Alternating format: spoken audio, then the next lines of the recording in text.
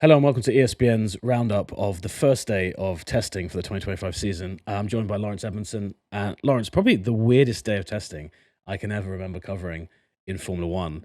To wrap it all up for people, a private test. Teams are limited to what they can even send us in the media.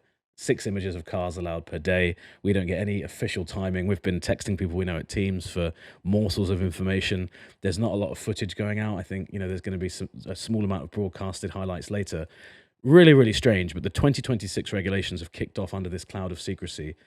You've done it a bit longer than me, Formula One? Anything come close to this that you've covered? Well, the only thing that came close was 2014 because it was Mm. also a new regulation set. There was lots of concerns about whether the cars would run. I'm just looking back at the lap count for that day of Sebastian Vettel in the Red Bull, reigning world champion, did 3 laps, didn't set a lap time. I'm pretty sure he caused at least one red flag as well from memory.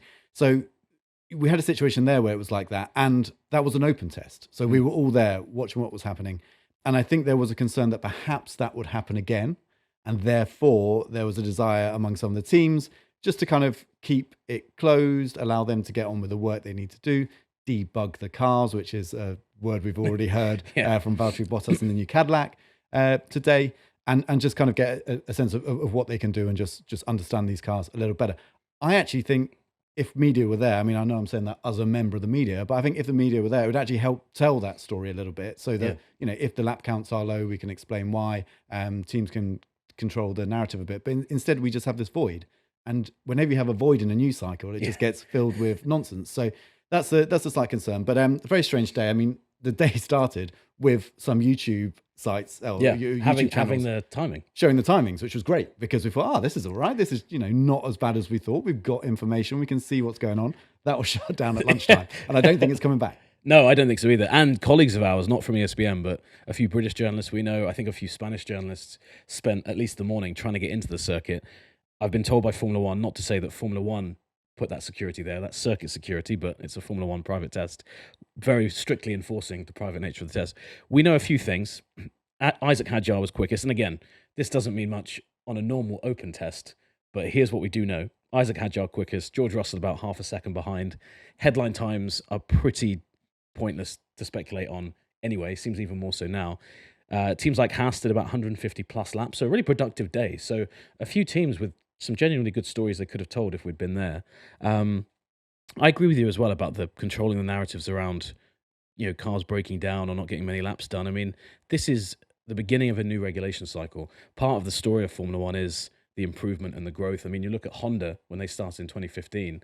By 2021, their engine was powering max to a drivers' championship. That was their progression in that time. So to tell that story, you have to be there at the beginning. So strange that this has happened, and I think that maybe on paper it sounded like a better idea. I think a lot of fans have been quite ticked off about it. Ultimately, we'll see the cars live in a couple of weeks in Bahrain for 2 weeks of testing. Not the end of the world as it comes out, but just a frustrating one, and actually quite interesting today to cover. I'm not sure how fun it will be in a couple of days' time when we're scrabbling around for news for the third day straight. But speaking of Cadillac, we think about 30 laps done at least in the morning. You mentioned Bottas spoke. That was great to see them out on track. And again, if media had been there, we could kind of cover that story a little better. We haven't really been able to, so strange one altogether.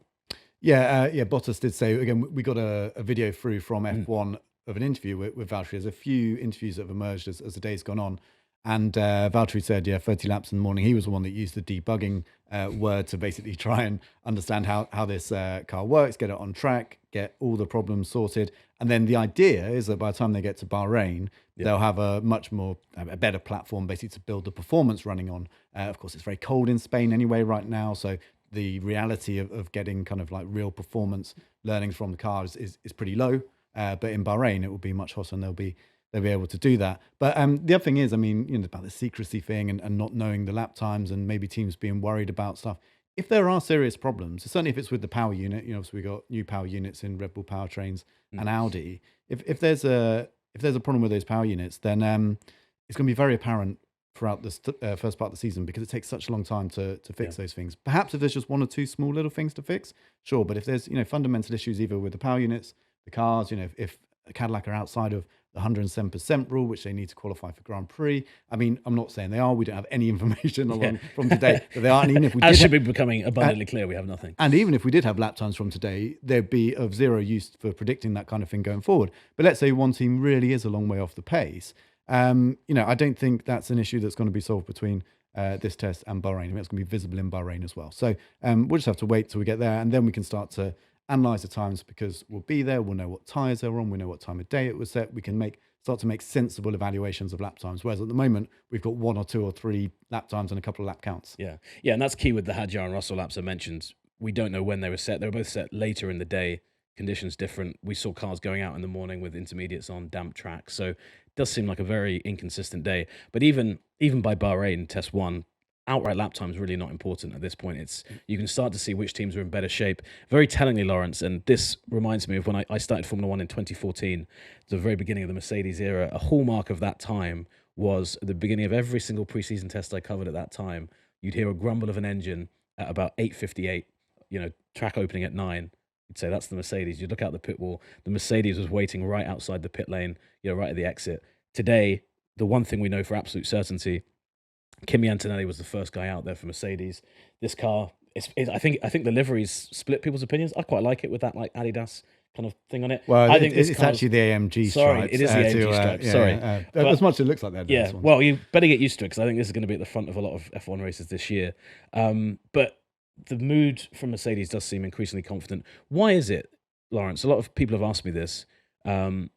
Us in the paddock seem to have already assumed Mercedes are the team to beat in 2026 before we've even seen a car on track, before we've even had confirmed what a test day looks like. Why is there so much confidence from Mercedes about their engine project and this year's car? Well, I think a bit has come from Mercedes, and that's helps a little bit. But it's also from other teams. You start to hear from other manufacturers. There's obviously staff that move from place to place. And the general vibe is that Mercedes are very well prepared going into this regulation set, as they were in 2014. And that, they haven't had the challenges that actually a lot of the other manufacturers have had. If you just look through them, well, Red Bull Powertrains, it's a brand new company. They've got Ford help, but it's still a huge undertaking to get power units running on track and then competitive. Audi facing very much the same issues, but apparently have done a decent job from, again, the little whispers you hear of people moving between teams and so on. And then, of course, Ferrari, an existing manufacturer who you would hope would be good, and I think is one of the big question marks going into this year. I think the fact that the Haas did 150 laps is very positive for Ferrari, because at least that means there's a reliability element there that seems to be working, even if it's nowhere near extracting the performance or even using the power unit in the most efficient way. The reliability appears to be there from day one.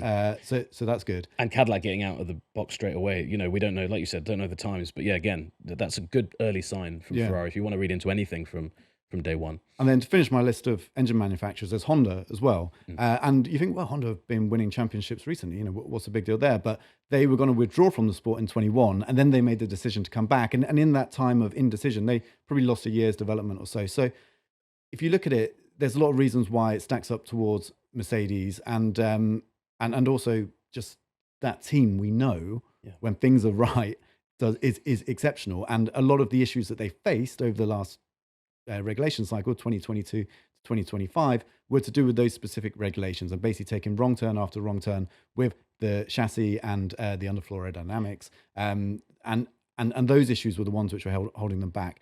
That may well be the case again. Who knows? And of course, they're going to be up against their customers, McLaren, the world champions. Definitely don't rule them out. Williams, who we'll talk about in a little bit. And of course, Alpine as well, who have now taken on Mercedes engines. But also the fact that they've got 4 suppliers there. That's a lot of information coming back as well. So there's a lot of good signs about it. And then if we want to get really into the nitty gritty, there's a story about compression ratios. But I think we'll allow our listeners, rather than go into details there, to go and learn about that themselves. But that's another reason, again, why people think they've got the upper hand. Yeah. Well, and I think the compression ratio story will become more apparent, over the Bahrain test, certainly, because it does seem like it's kind of lingering away in the background. I was going to make that point that you made then, that let's not forget the Constructors' Championship the last 2 years was won by a Mercedes-powered car. Mercedes, I think the pressure on Mercedes is you can't let that. They had the excuse kind of out of the box, didn't they, of we got the regulations wrong, we had the zero iPod car, lost us a couple of years. They can't go into this regulation set again being beaten by McLaren. You mentioned another manufacturer that there's always pressure on. Ferrari, we know, start on Tuesday. Yeah, as it stands, they're on for the 3 days as expected. There's always pressure on Ferrari, Laurence. Is this the most pressure you can remember them being under in the modern era? Because it feels like there's so much riding on it. They have the dream pairing of Charles Leclerc and Lewis Hamilton.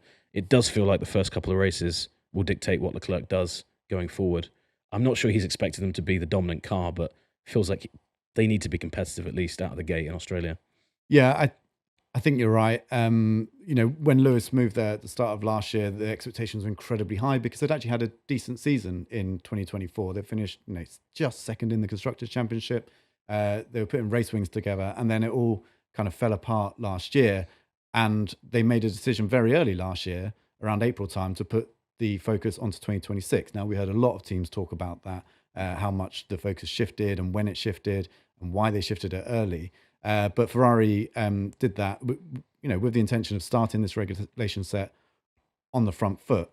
One thing that has been pointed out by Fred Vasseur already, and I've heard this from other teams as well, is that don't fret too much if the team you support, be it Ferrari, whoever, aren't like right at the front at the start, because there's so much potential for evolution in this new regulation set. And in fact, if you are behind, there's some mechanisms in place within the engine regulations to allow manufacturers to catch up. So it's perhaps not quite as doom and gloom as it might seem if they're off the pace. But I mean, of course, everyone wants to start this regulation set properly. And I don't think there's many excuses for Ferrari anymore either. It should have the people in place. Like I said, they have that continuity of the engine program in place. And so I really feel like, this should be a season where they're making a big step forward. And on top of that, you have the pressure of Hamilton there, like we said, but also Hamilton's age. How much longer will he stay on at Ferrari? This season really feels like it's a crucial one in his career and his hopes of winning a championship for Ferrari. 100%. And I think you're right. That 2020, that winless season last year and how they dropped off from 2024 when they nearly won the Constructors, if they're slow again, that becomes an even louder thing. Should have mentioned as well, Ferrari, we know, are doing Tuesday. We believe McLaren are running on Tuesday, although we're not 100% sure if they've confirmed that or Wednesday yet. I thought they'd done Tuesday. You weren't 100% Well, sure. at the launch, they said Tuesday or Wednesday, and there were very good reasons for it. They wanted to leave the development of their car as late as possible, or basically work as much on the development before they committed to the production of the parts. The car was actually built last week and was testing in Austria. AVL is the company that has this rig for testing the car. So they were basically trying to do some of the process of getting the early issues out the way there, so that when they did hit the track, they could actually focus more on kind of slightly more advanced stuff. There's many different ways of approaching this. You could read into that and say that they're concerned about reliability and there's things they wanted to sort first, or you could say it's supreme confidence that they're going to turn up the track relatively late and just hope that the car's there, or know that the car's going to be there to be competitive. So yeah, at the moment, I think McLaren have to go into the season as one of the favourites. Okay, it's a complete regulation change in the the chassis, the aero, all of that has changed from last year. All the kind of things that made that car very special in 25 will not transfer over into 26, but the processes and the people that put that car together, that made that team what it was over the last 2 years, are pretty much still there. And I think there was a level of confidence when I went to McLaren last week and they gave us a little kind of preview of what they had in store. Yeah, McLaren have always been quite honest, I think, especially in the Zak Brown era. When things aren't great, they kind of let you know almost without being very, very honest about it. They've always said, well, look, this season doesn't look great. I think you're right. They seem now they're in a position where they're like, we think we're going to be winning a lot of things. Speaking of favourites and people that we've had a lot of expectations around, there's two teams that were conspicuously absent today. One of which hopes that their absence is short-lived, one who we know will not be there all week. I wonder which of these to start with. Let's go with Aston Martin first. Williams aren't going to be at the test at all. They've already confirmed that because of delays to the car. Aston Martin today put out a statement, very, very short, just saying they intend to be on track on Thursday and Friday. Now, the rules of this test are you can do a maximum of 3 out of 5 days. So they're already committing to not having one of the 3 days that they're running. Just to clarify and to remind people what Aston Martin have put into this regulation change. Laurence Stroll, the owner, they've built a new facility at Silverstone. They got the Honda engine deal that you mentioned earlier. They went and signed Adrian Newey, who's now team boss and everything. So much investment has gone into this cycle. And we talked about Ferrari having a bad 25. It feels a bit like Aston Martin have had 2 write-off seasons. Doesn't mean by any stretch of the imagination by being, maybe one day behind the 8 ball that they're in a lot of trouble, but it does suggest that they're maybe not where they want to be at this point. Does this increase the pressure on Aston Martin at all, starting a bit later? Or is it something that by the end of the week, I think by the end of the week, we'll probably know better the kind of position they're in. But certainly there's been whispers and rumours, I'm sure you've heard the same things, that maybe they're a little bit behind schedule. I think the integration of the Honda power unit is going to hold them up at the start of the season. A massive undertaking, getting that project and those two very different cultures as well working together. That's always going to take a while. But yeah, interesting that they're not going to be there. And I asked somebody at Aston Martin, I said, would you put a percentage on how confident you are? And they, in very classic F1 style, didn't give me a number. But so don't read into that or not, but I was hoping we'd have like a 50% or something. But yeah, it sounds like they're definitely missing at least one day. Yeah, this is also slightly reminiscent of the Red Bull of, say, 2014 or so. And guess who was the technical director there at that point? It was Adrian Newey. He is somebody who wants to push everything as late as possible. Again, just to maximize development time, maximize his time in the wind tunnel and working on certain concepts of the car. This does feel like they've pushed that too far. And I don't think any team would have intended to miss a full day of testing if it's available to them. And that's essentially what Aston's going to have at the very least. But then again, if they get there on the Thursday, they run Thursday, Friday, and then they build performance on the car through Bahrain, I don't think anyone's going to be looking back at this one missed day when we get to Australia and saying that's the reason the car's at the back of the grid. Yeah. If it is at the back grid, it'll be a wider reason. If it's at the front of the grid, people will be saying, well, it's probably because they pushed their development as late as they did. So, yeah, it's one of those things that's in the balance. Definitely not ideal. It seems like something that was not to plan. And also the fact, like, say, the word intention suggests that big use of that the word, plan is still not concrete. But one which I think, not as bad as the Williams situation, just not ideal. No, and that we can neatly tie up with Williams. I mean, it feels like with every regulation change, there is one team that coming out the gate, there's always one team you look at and you say, they're the team to beat. Always one team you're like, well, they don't seem to be in the position we thought they would. And then there's always one team, I remember Alpine last year in preseason testing, we were like, wow, they really don't look like they're in a great spot. It seems like right now you would say it's got to be Williams. They're so far behind, they're so delayed that they already know they're not going to make this test altogether. So, their two drivers are going to have to sit on the sofa, I was going to say watching testing, but listening to the scraps and the morsels that come in this week from all their rivals testing. Really, really bad place to start out. There's reports of their car already being overweight. Maybe they haven't passed crash tests at this point. Really alarming position to be in. Obviously, they have time to fix that. But even if they're coming into Bahrain and they've got day one, their day one of testing there is their day one. They're 3 days behind half of their rivals, and they've got to get through all those things that these teams are ticking off now. How worried should Williams be? Because also, we finished last year thinking Williams were one of the teams in the ascendancy. We thought, well, they're coming into 26. They've got this Mercedes engine. Carlos Sainz and Alex Albon, but two very, very good drivers. Sainz had a fantastic season, especially, and now it suddenly seems like that great optimism and trajectory is just fallen away. And the messaging from Williams, not just last year, but for basically since James Vowles took the job as team principal, has been, it doesn't matter if the car is rubbish in the years leading up to 2026. As long as in 2026, it's where it needs to be. You're downplaying the meme. He said, I don't care about 23. I don't care about 24. I don't care about 25. All I care about is 26. Sorry, it's such a quotable thing. But it is telling, isn't it? That, despite all of that, it's still possible things to go wrong. So yeah, that's definitely not a position the team wants to be in. It should be in. And it's one that's going to put it, I think, genuine on the back foot. We're talking about whether Aston are or aren't. Well, it kind of depends whether they turn up on Thursday.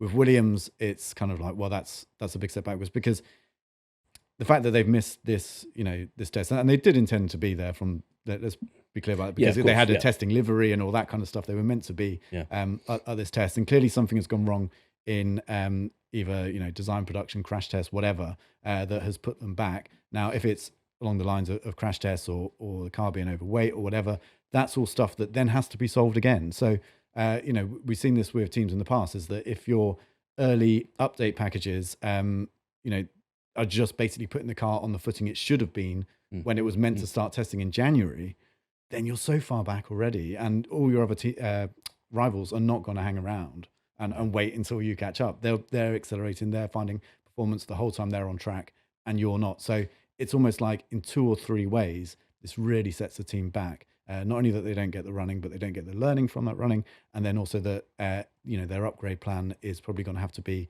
problem solving rather than trying to push the car forward. One glimmer of hope for them, I guess, is that if the Mercedes engine is as good as we think it is, one less thing maybe to worry about. If they're just working on the car side, I am clutching at straws slightly. Yeah, no, that's true. Which is kind of what we're doing. That's kind of the theme of this week. But interestingly, at all of those things, one of the things that James Vowles was able to use to convince Carlos Sainz to join Williams was the optimism about this project as well. So straight away, you wonder what the mindset is there. Hopefully, we've made some sense for you of day one of testing. I don't know how much of the test we actually spoke about, but lots of things bubbling away. It's going to be difficult for us to keep on finding things to talk about for the rest of the week. We're going to try our best here at ESPN. But yeah, fascinating and very, very memorable for a lot of different ways start to preseason. And like we said, we've got McLaren coming later in the week. We've got Ferrari. So things to talk about, things to look out for. And yeah, we're going to keep our best spy glasses on to see what we can find for the rest of the week from Barcelona.